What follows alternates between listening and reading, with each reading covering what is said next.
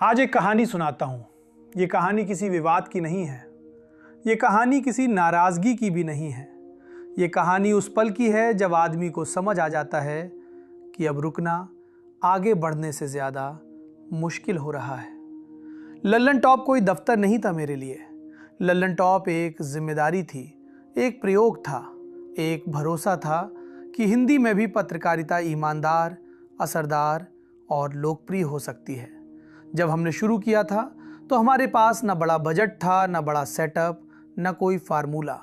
बस एक जिद थी कि खबर ऐसे कहेंगे जैसे घर की बैठक में कही जाती है। धीरे धीरे लल्लन टॉप एक प्लेटफॉर्म नहीं रहा, वो एक आदत बन गया, दर्शकों की आदत और हमारी भी। लेकिन जिंदगी यही सिखाती है, हर रिश्ता हमेशा चलने के लिए नहीं होता। कुछ रिश्ते आपको तैयार करने के लिए होते हैं। समझने वाले समझ गए होंगे, ये फैसला किसी एक दिन में नहीं हुआ।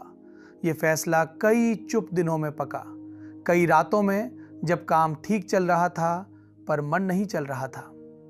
कई लोग पूछेंगे, सब ठीक था फिर छोड़ क्यों दिया? तो जवाब सीधा है, कभी कभी सब ठीक होना ही सबसे बड़ा सवाल बन जाता है। मैं ये नहीं कह रहा कि लल्लन टॉप गलत था, मैं ये भी नहीं कह रहा कि मैं सही था। मैं सिर्फ इतना कह रहा हूं कि अब मेरी यात्रा मुझे कहीं और ले जाना चाहती थी। लल्लन टॉप ने मुझे बहुत कुछ दिया, नाम दिया, पहचान दी और सबसे ज़रूरी आपका भरोसा दिया। और भरोसा ऐसा होता है जिसे छोड़ते वक्त हाथ कांपते हैं। लेकिन अगर आप किसी जगह सिर्फ इसलिए टिके रहें क्योंकि लोग आपको पहचानते हैं तो आप धीरे धीरे खुद को खोने लगते हैं। मैं खुद को नहीं खोना चाहता था। आज भी मैं वही हूं जो सवाल पूछता है, जो सत्ता से असहज रहता है, जो दर्शक को कमजोर नहीं समझता। बस मंच बदलेगा, आवाज वही रहेगी, नीयत वही रहेगी। और अंत में बस इतना कहूंगा, लल्लन टॉप से निकलना पीछे जाना नहीं है, ये आगे बढ़ने का वही साहस है जो पत्रकारिता आपसे मांगती है।